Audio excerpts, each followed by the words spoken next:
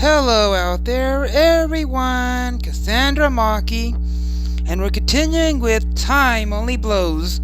Oh, and if you just joined us, you're welcome. Glad you made it here, and I hope you all enjoy your stay.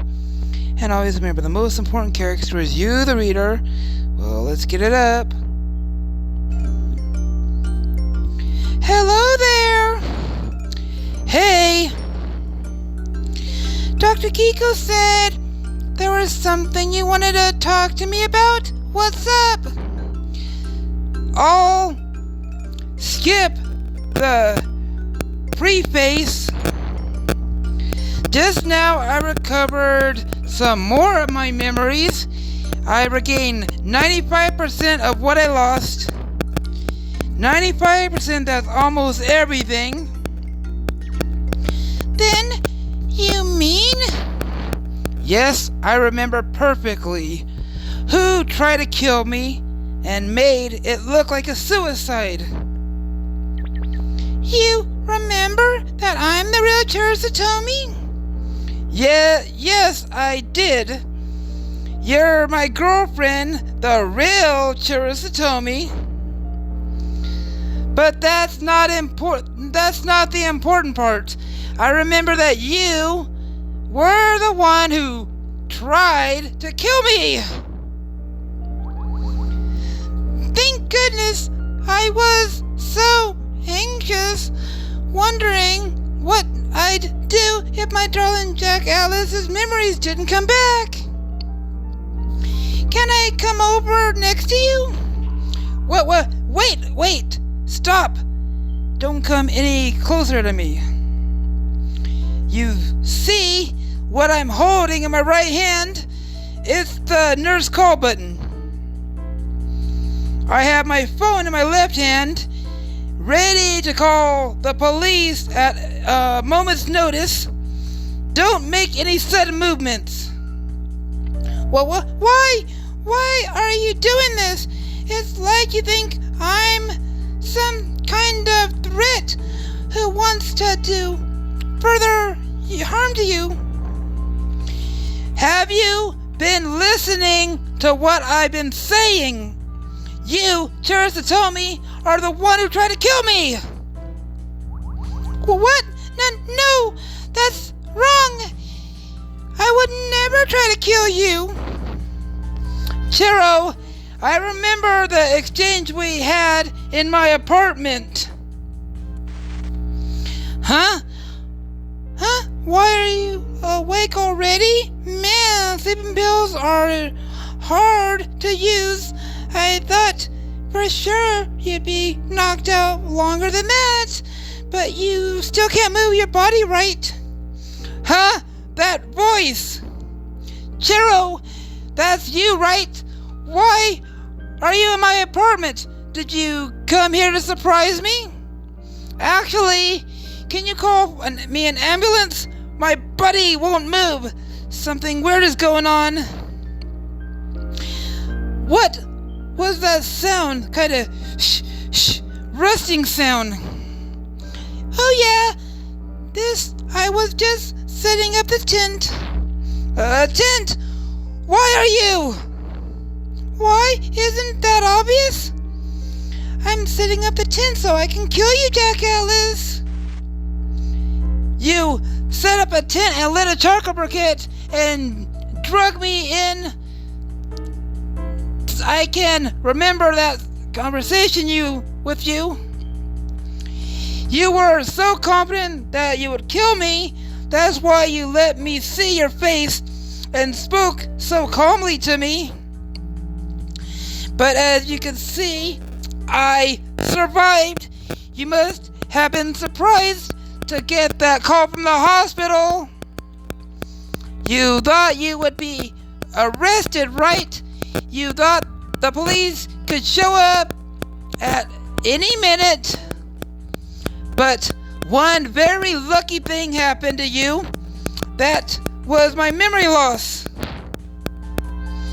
I don't know why you came here, but so we're kissing. Could it have been to kill me and silence me for good?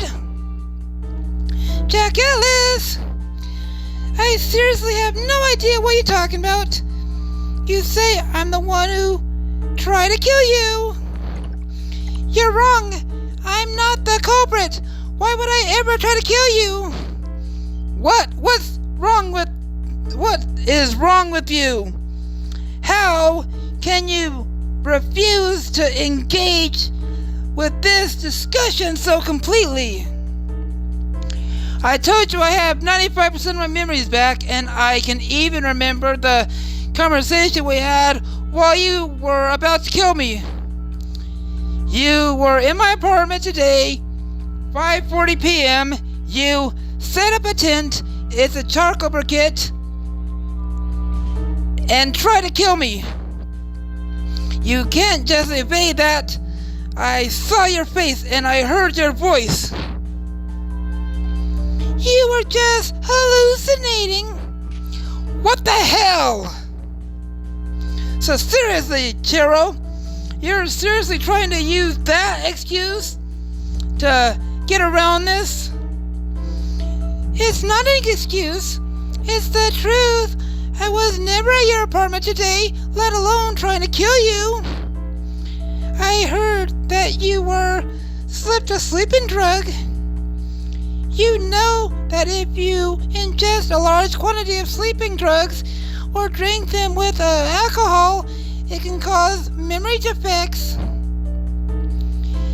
Maybe the drug caused your memory problems and you mistakenly thought I was the culprit and now your mind is set on it? Now that you mention it, I think Dr. Kikos did say something like that.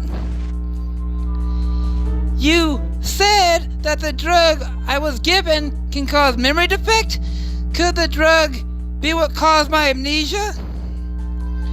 That possibility is there, but I have yet to hear of a case of generalized amnesia arising from an ingestion of fluntanzin and ketamine.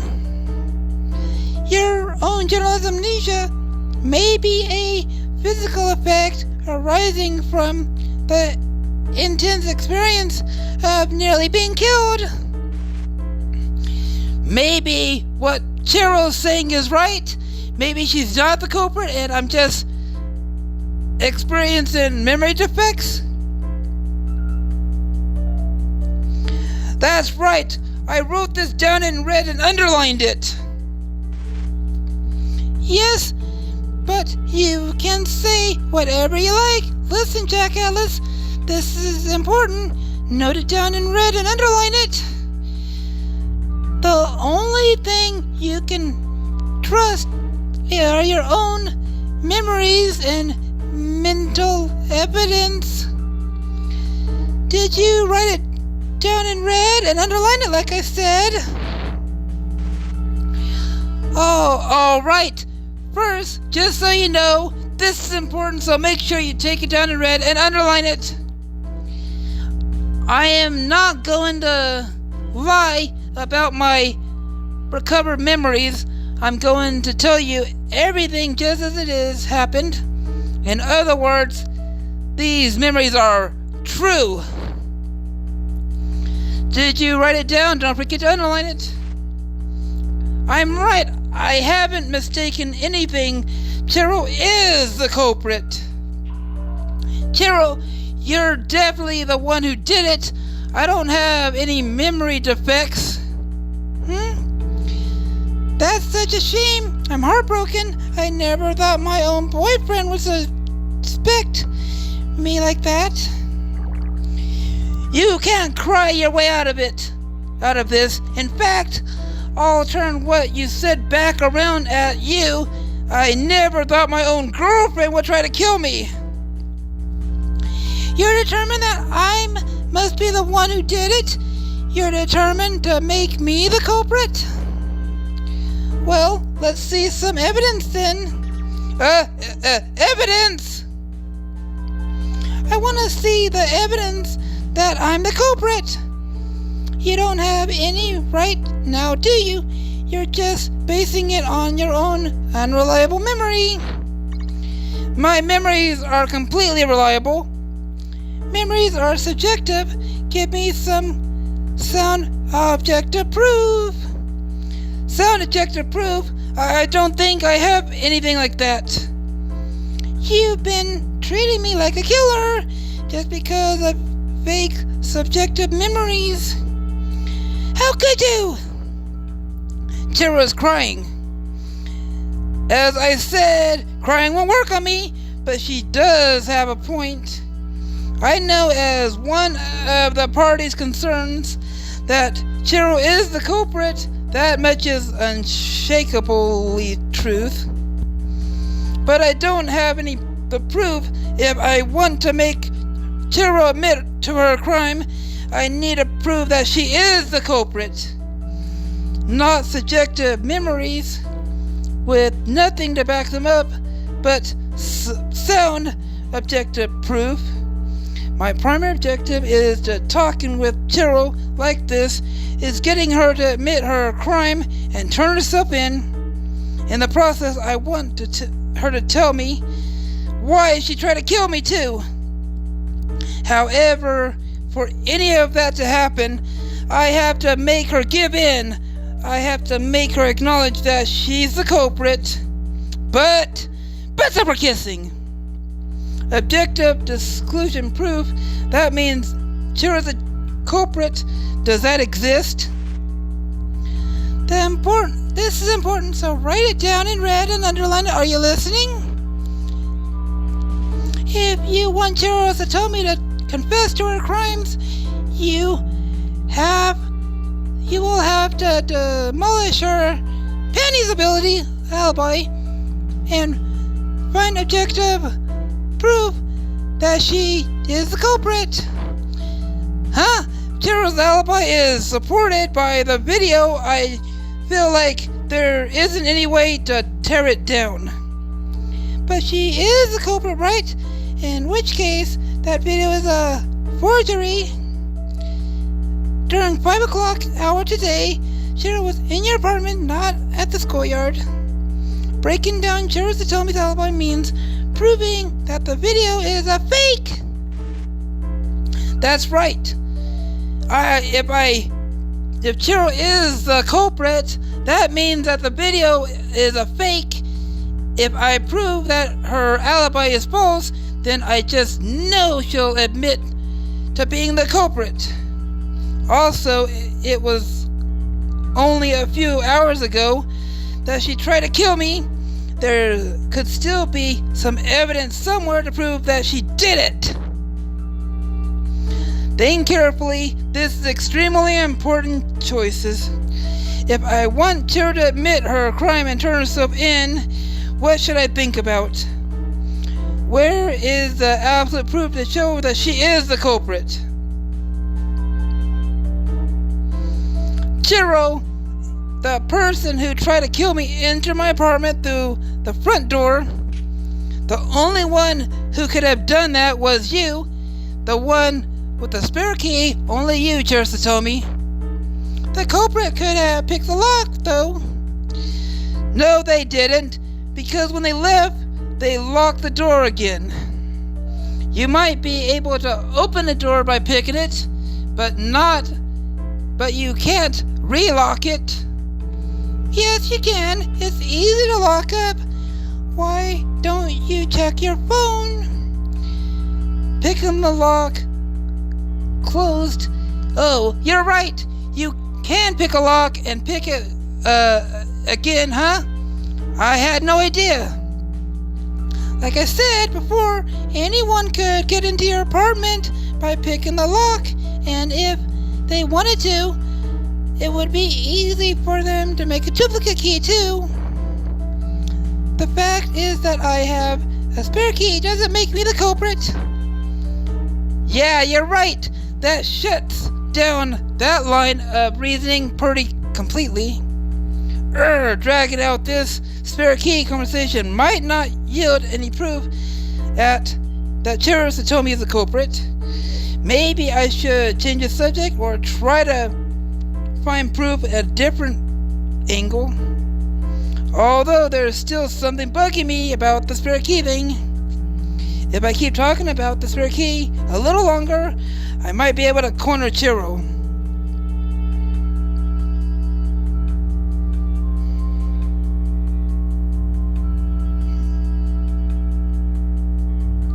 Let's keep on with the spare key topic and see where it goes. As Chirol said, the fact that she has a spare key doesn't necessarily make her the culprit. Yes, it is easy to make a duplicate key, and anyone could do it. Have committed the crime by picking the lock, but stop her kissing. The lock. Something about that is still bothering me. Jack Alice, why aren't you saying anything? Are you thinking about something?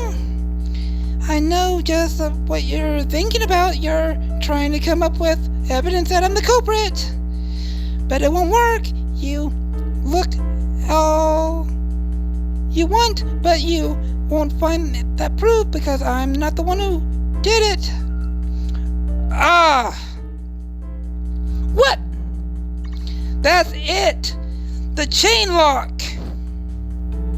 What about it? I always set the chain lock when I get home. In other words, the culprit wouldn't have been able to get in with just a duplicate key or lock-picking tools. You can cut a chain lock? Yep, it depends on the demeanor of the chain, but you can do it with a small pair of bolt cutters. Once, when my ex-boyfriend brought in a girl he was cheating on me with and was keeping her in his apartment, I used a pair of bolt cutters to cut the chain and get in. It's quite possible, even with my build and physical strength level. Dr. Kiku, about how large would you say one of those bolt cutters is? How heavy is it? Is it something you could just carry in your hand? Oh yeah, absolutely. They're essentially just a giant pair of wire cutters. The pair I had was probably about 20 centimeters long and about 500 grams. When the culprit entered my apartment, they probably used a pair of bolt cutters to cut the chain lock. Maybe so. You left my apartment about like 5:50 p.m. and I was brought into the hospital after 6, the same time that the hospital contacted you. You must have come the second you got called. In other words, you probably didn't have time to get rid of the bolt cutters. Which means if you are the culprit, then there's a pair of bolt cutters in your bag. Oh, Chirol Saotome, you are looking pale. I must have hit a bullseye here. What are bolt cutters? I never had a pair of those. Can you cut a chain lock with them? Anyways, I don't have anything like that. Let me see what's in the bag then. Take everything out. Sorry, Jack Atlas, I can't do that, even for you. Why? I just can't. Damn it! I'm sure I'm on the right track with this. From the way Chirol is acting, she must have the bolt cutters with her.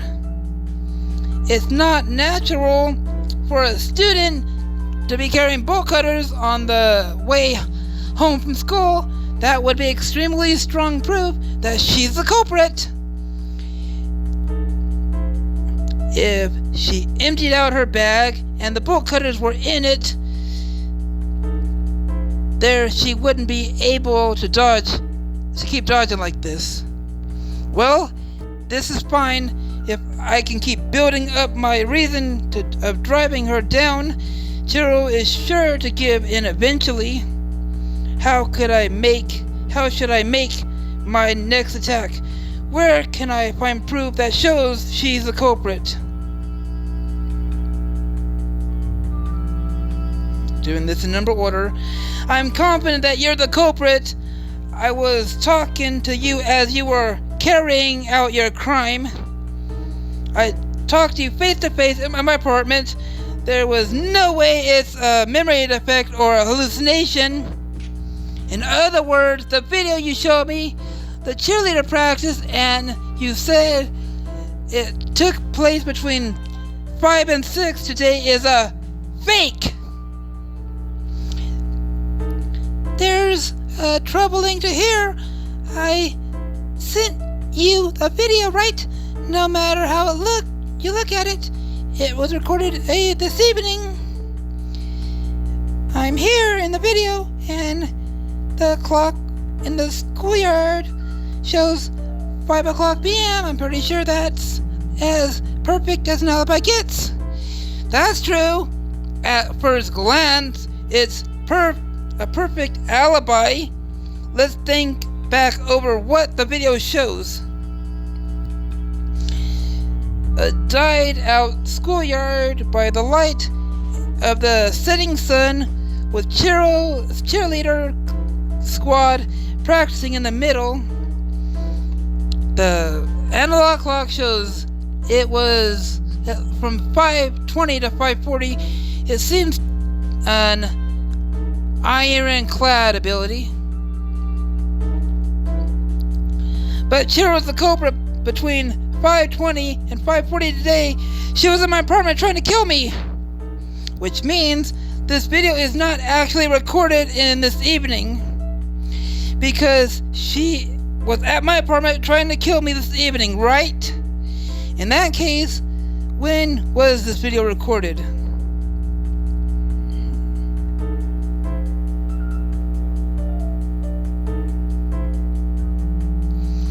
I've got it! I've seen through your trick, Chirol. The video you showed me was recorded last year on today's date. You showed me a video from a year ago and claimed it was from today. How about that? Your alibi is toast. Are you serious, Jack Ellis? Yep. Here, let's have a flashback. Dr. Kiko, did you hear that?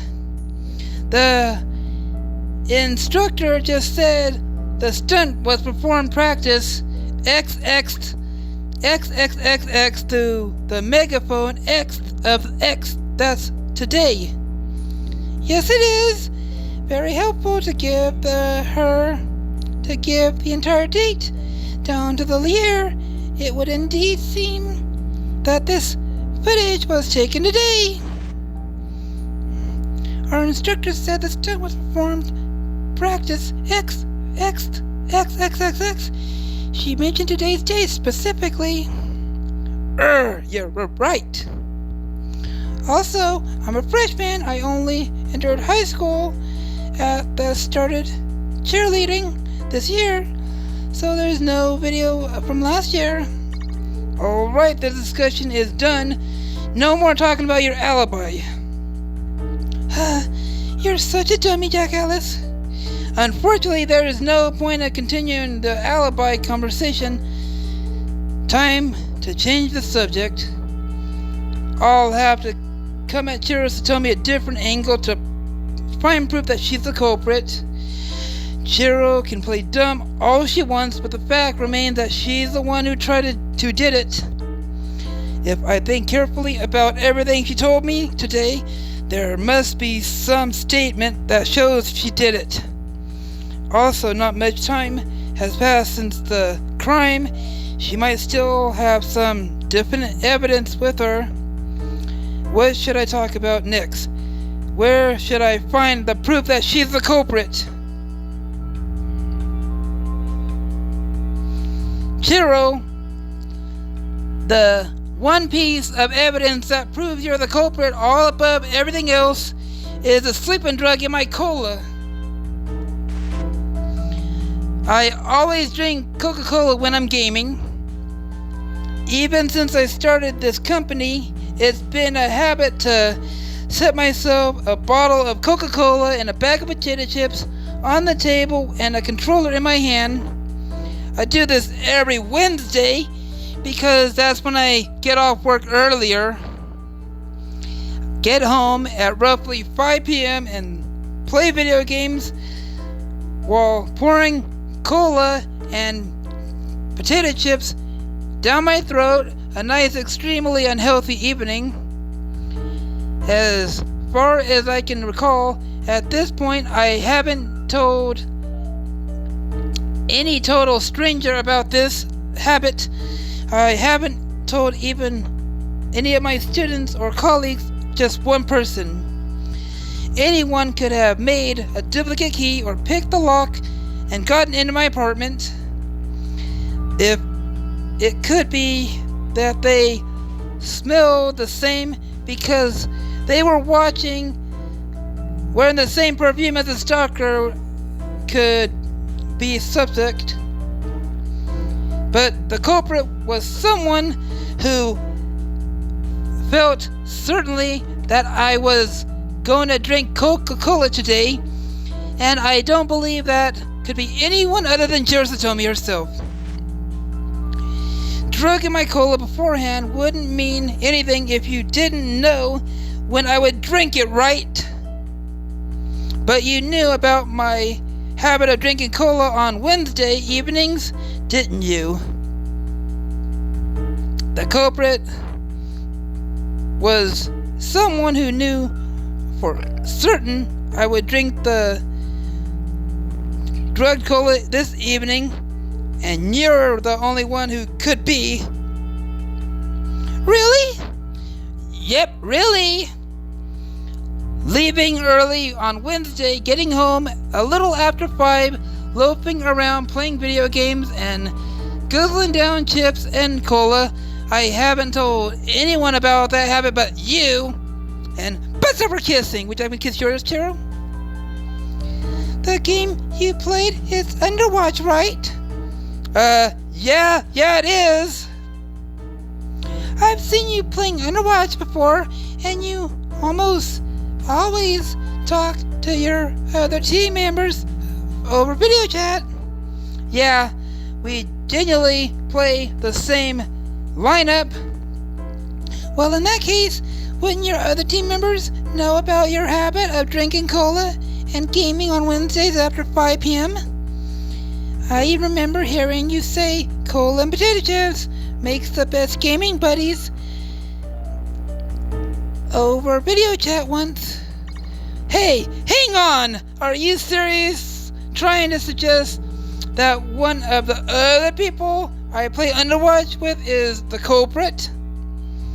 I'm not going that far. All I'm saying is I'm not the only one who knows that you drink cola after 5 p.m. on Wednesdays. Oh my god, you're like the demon lord of Pednademic gibberish. Also, how can you be coming up with excuses like that after I've got you cornered this far? It's not gibberish. How rude. I'm just pointing out the facts. Jeez, I wasn't expecting this. I didn't realize Chirol had this kind of nerve trying to attack her with reason, but she's so forceful in countering it. If I want to get Chirol to agree to admit her crime, shadow evidence won't do. I have to throw something conclusive at her. Pennies! If I pursue the sleeping drug discussion a little further, I feel like some conclusive proof that shows she's the culprit might show up, but maybe I should change the subject.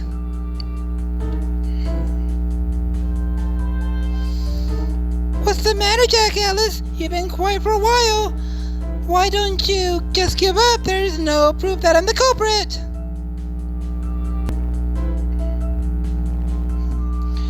And I've also told you 1,000 times, I'm not the culprit. You're just determining to think I am.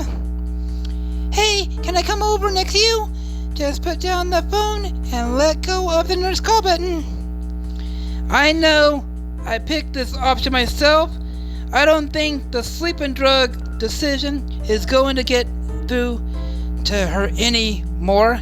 Actually, it seems like getting her to surrender, though. Reasoning is impossible. I need absolute proof that she's a culprit.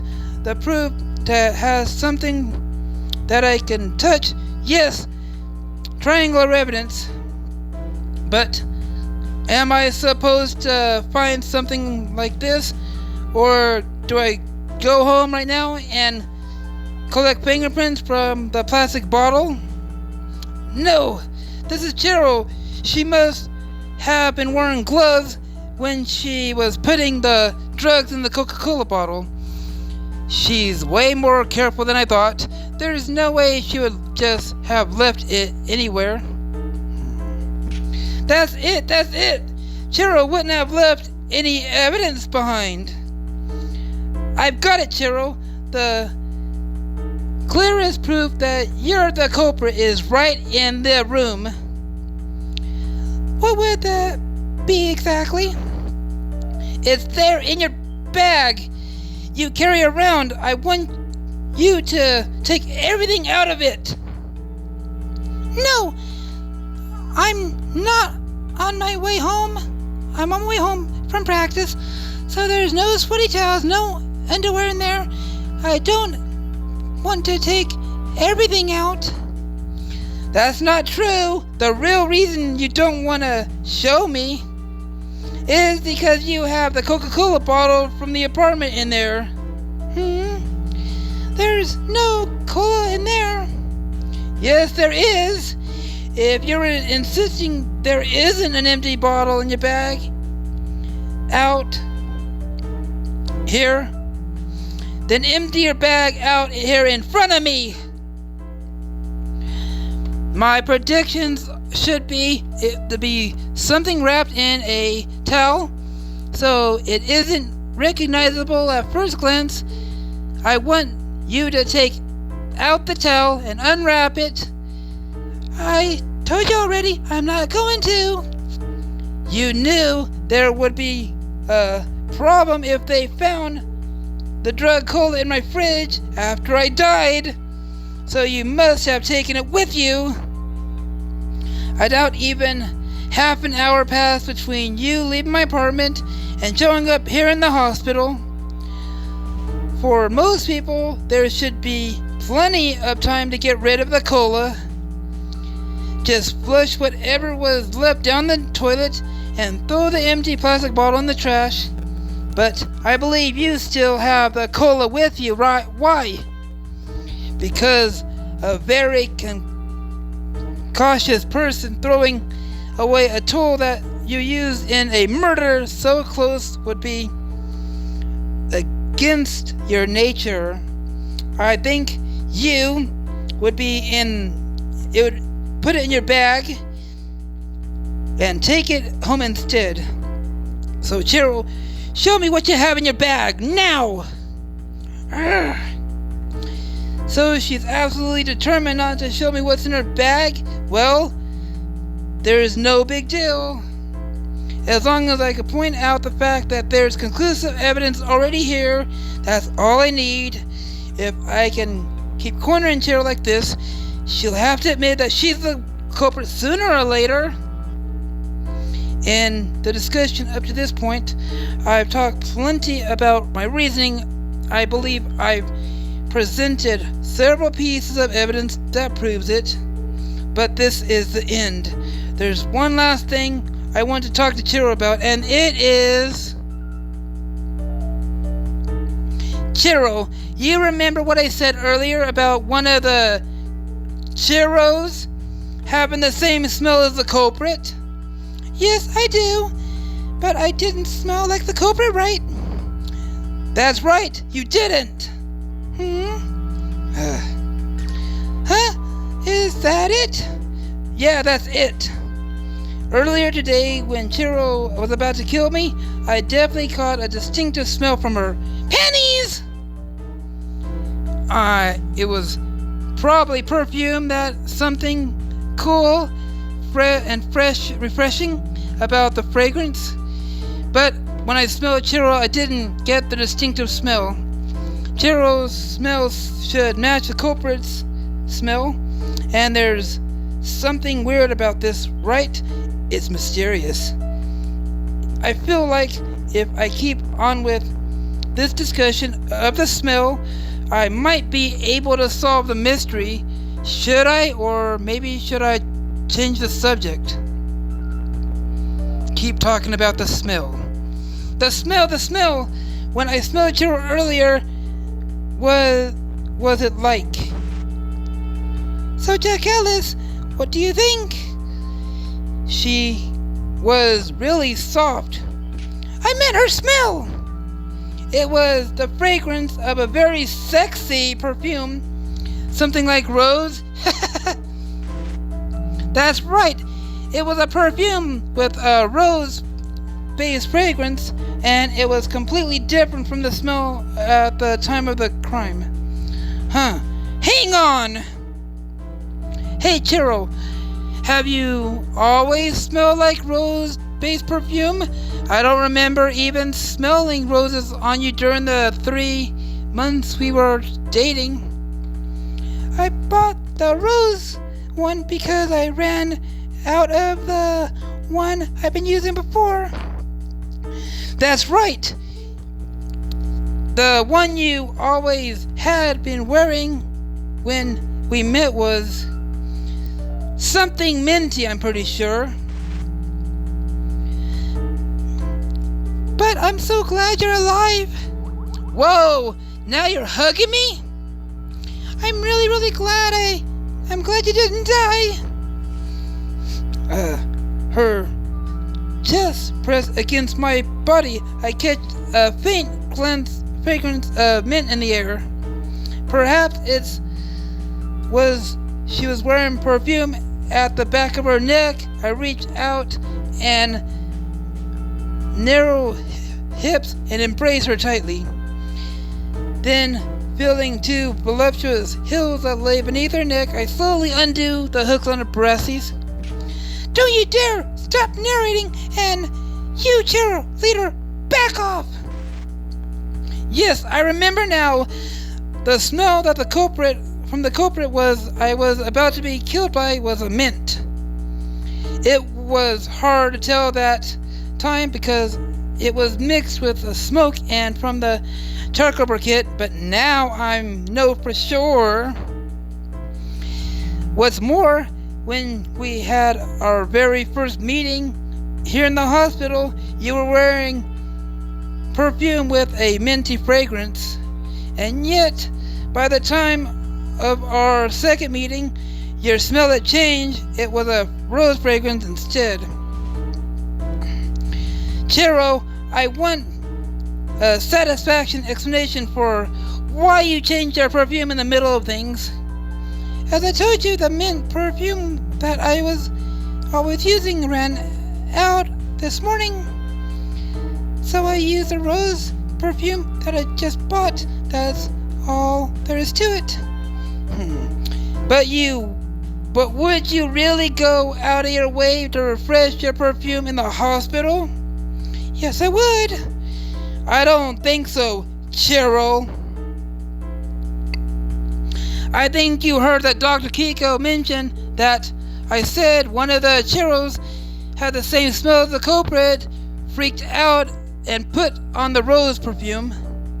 You realize that what I had smelled was the mint perfume you always wore and would put it in a bad spot.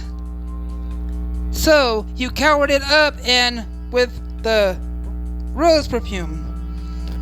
Is my reasoning wrong? Yes, it is. I've already touched it twice. The mint perfume I used right now, so I used rose perfume I bought. That's it. I always wanted to smell nice around you. The fragrance I caught when I was about to be killed was mint. It was the perfume Chirol always wore, no question. Chirol went and put the new perfume on after being told that the person of my memories had come back and one of the Chirols smelled the same as the culprit. I don't think I'm wrong about that, but butts that were kissing. As I sort of guess, using smell as bias is kind of vague, and I don't think I'll be able to make her admit her crime this way. Unless I have stronger, more certain bias and objective absolute proof, Chirol probably won't confess that she's the culprit.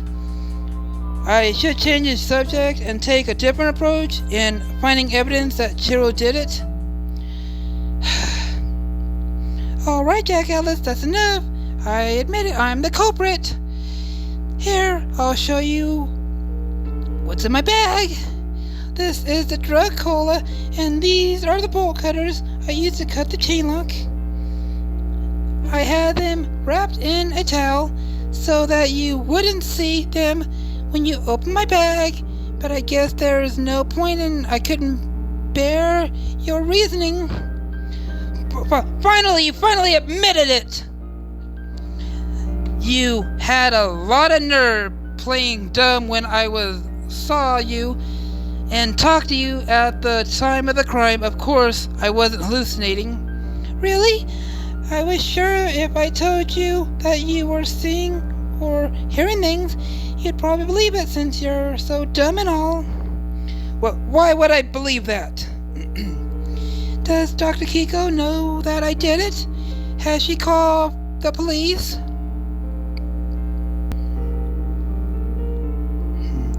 Yep, Dr. Kiko knows, and of course, she's called the police. They'll be here at any minute now to tie you up. Why don't we have a flashback? Thank goodness, I was so anxious, wondering what I'd do if my darling Jack Alice's memories didn't come back. Can I come over there next to you? Wait, stop! Don't come any closer to me. You see what I'm holding in my right hand? It's the nurse call button, and I have the phone in my left, ready to call the police at any moment. Notice, don't make any sudden movements. You said you had your phone so you could call the police at a moment's notice. In other words, they haven't actually been called yet, right? You're so dumb. Try to think a little before you start blabbing. You're talking to me because you want me to turn myself into the police, right? You've been trying so hard to get me to confess being the culprit because you want me to surrender. Wait, you could tell what I was thinking? Anyone could tell what you were thinking because you're an idiot, baka! You're going way too easy on someone who tried to kill you. You really think I'll just obediently turn myself in? You're so naive. Ha ha ha! Tell me, why did you try to kill me? What benefits were there to be in your killing me? If you want me to toss me your phone, pull that nurse Culprit out of the wall, too. I don't want the police or the nurse to be alerted. Oh, and just so you know, Jack Ellis, you have no right to refuse. See this? What the hell? What's that? What's with that knife? It's a hunting knife I always carry with me for self-defense. It would hurt pretty bad if I stabbed you with it. You don't want that, right? You don't want to get killed, right? You understand your position.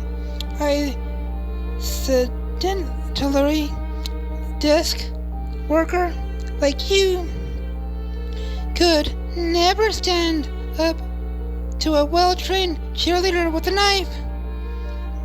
The fact that you're a guy and I'm a girl isn't even permanent. From now on, you're going to do everything I say. I hold all control over whatever you live or die. Be sure you don't make any wrong choice, Jack Atlas. The only option you have is submit to Saotome.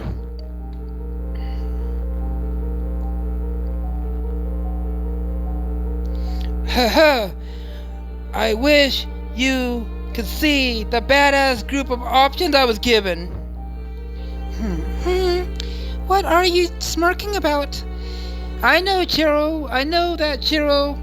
You have no intention of letting me live. I know you're planning to kill me in the end. I have no idea what your circumstances are, but you came into this room because you were determined to kill me this time. I can't think of any other reason that you would risk arrest to come all this way. Well, that's fine. I predicted this thing would go this way. Sound it aloud, Jack Atlas. I submit to Saotome. Yes, okay, I submit to you, Chirol. I'll do anything you say. You'll spare my life if I do, right? Yes, of course I will. Dr. Kiko, I'm afraid I lied to you. Actually, I'm not trying to get Chirol to turn herself in. In fact, I have no intention on turning her over to the police. I'm going to stop her. Why did she try to kill me? What she is aimed for? If I pin all it down, I know I can persuade her. Yes, if I can just persuade her, I believe she'll give up on killing me. Dr. Kiko would probably roll her eyes at me if I told her. Pennies that! But if I don't report her, Chirol won't be a criminal. If she doesn't kill me, then she won't be arrested for murder. Hold on, Chirol. I swear I'll save you. I'm not just going to submit. I won't let you be a murderer. You can count on it.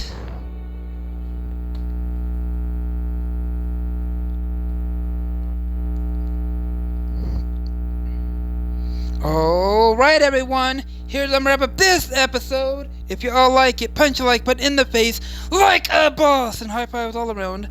Oh, and if you just joined us, you're welcome. Glad you made it here, and I hope you all enjoy your stay. And always remember, the most important character is you, the reader. Cassandra Maki out.